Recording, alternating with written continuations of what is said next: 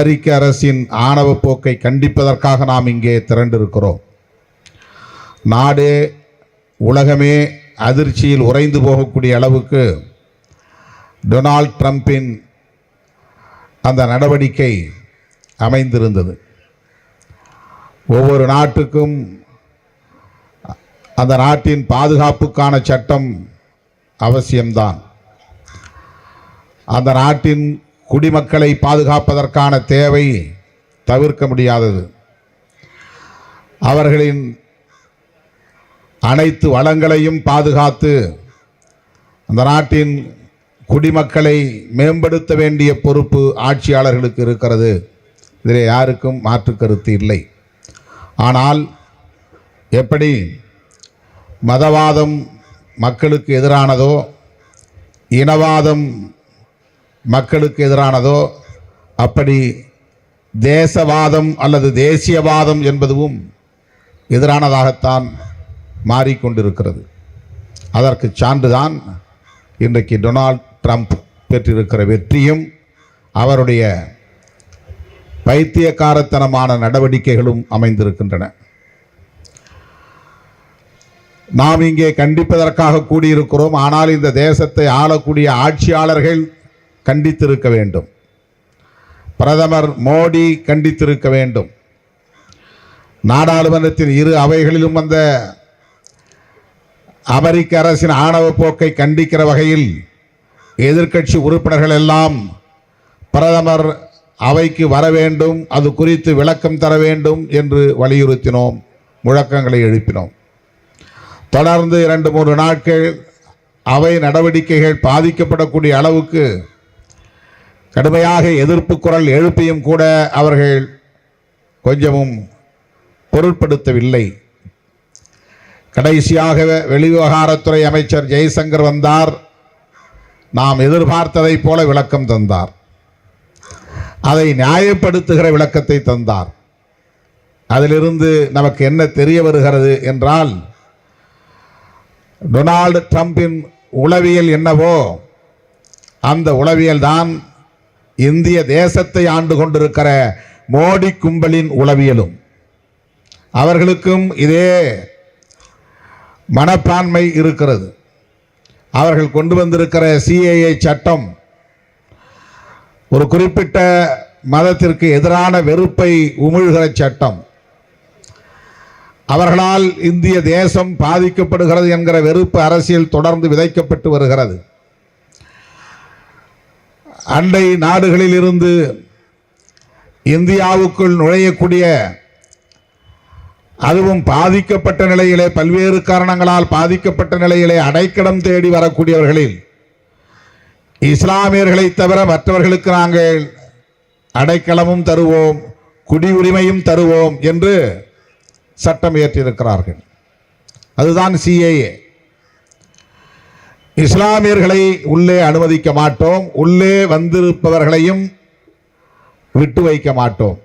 இதுதான் அவர்களின் நிலைப்பாடு.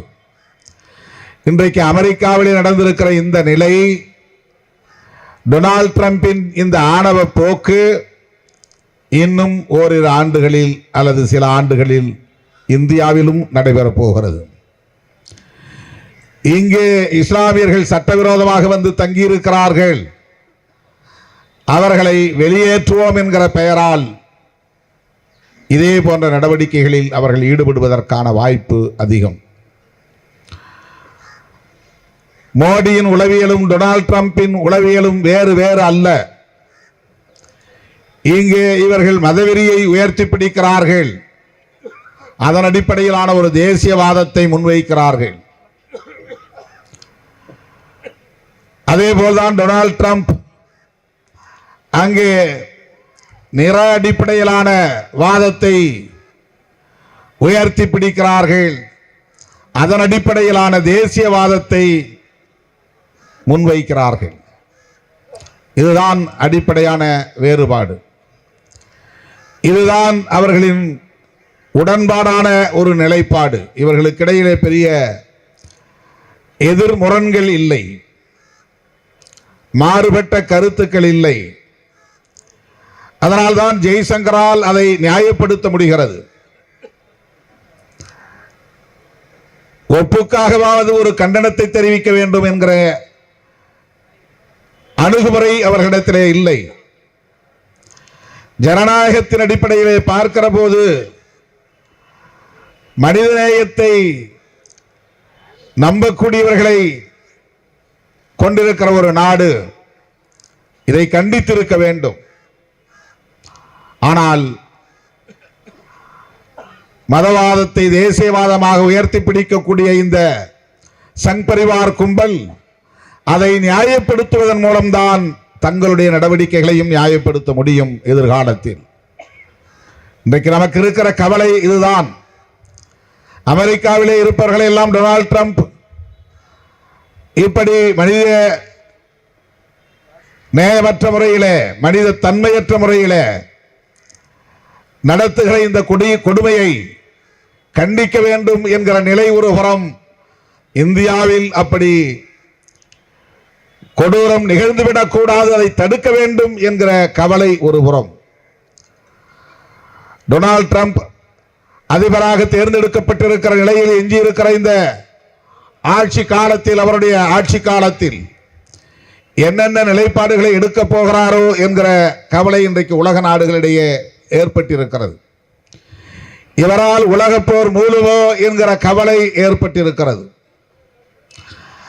அவருடைய பேச்சும் அவருடைய நிலைப்பாடுகளும் அவர் எடுக்கிற முடிவுகளும் மேம்போக்காக பார்த்தால் பைத்தியக்காரத்தனமாக இருக்கிறது என்று எல்லோரும்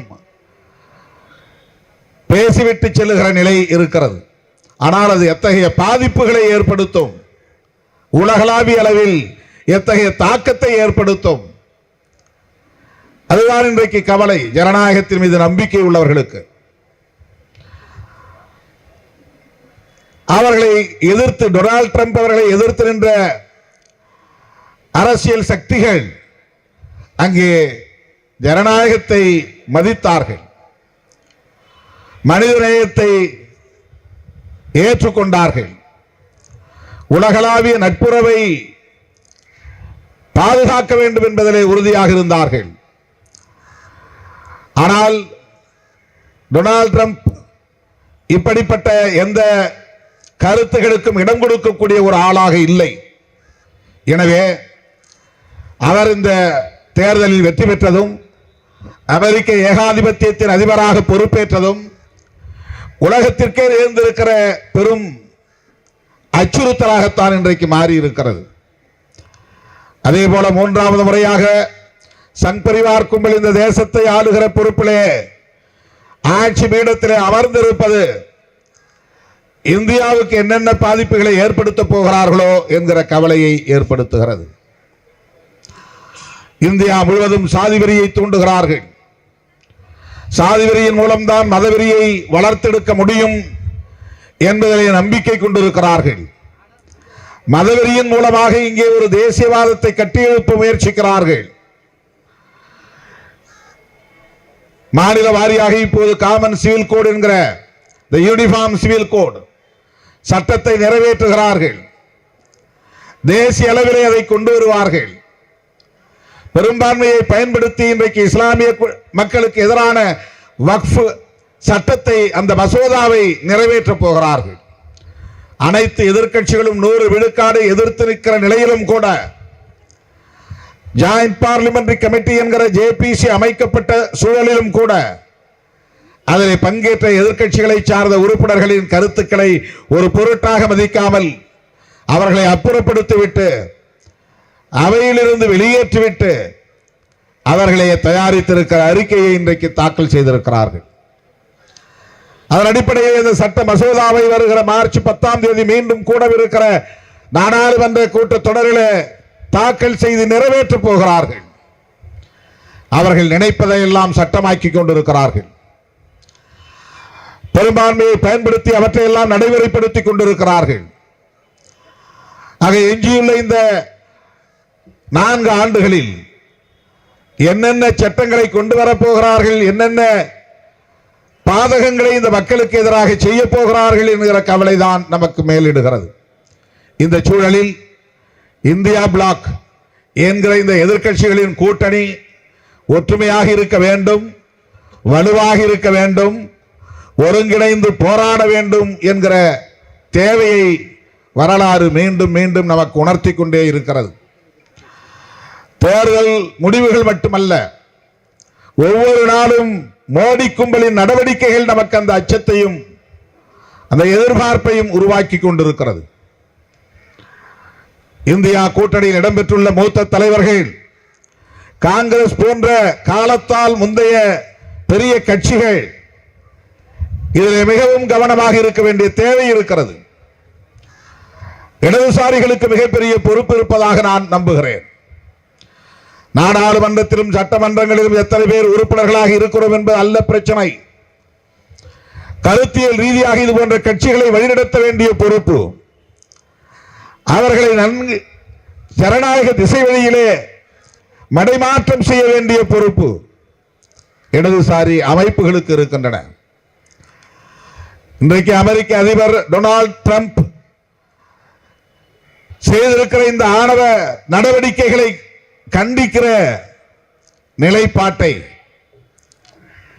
இந்திய கம்யூனிஸ்ட் கட்சி தான் மேற்கொண்டிருக்கிறது. இடதுசாரிகள் தான் இதை தொடங்கி வைத்திருக்கிறீர்கள்.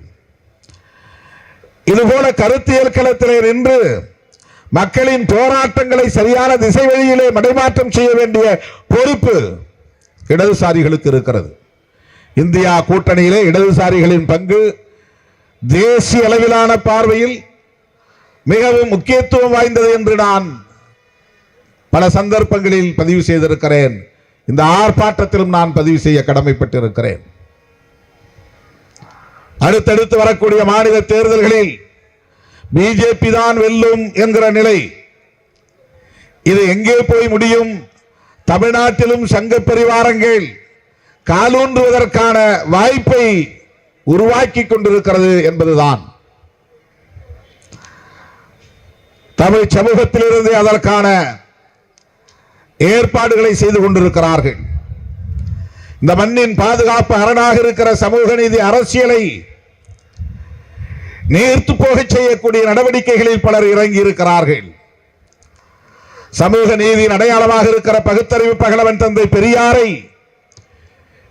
பெரியார் தொடர்பான பிம்பத்தை சிதைக்க பார்க்கிறார்கள், சிதறடிக்க பார்க்கிறார்கள்.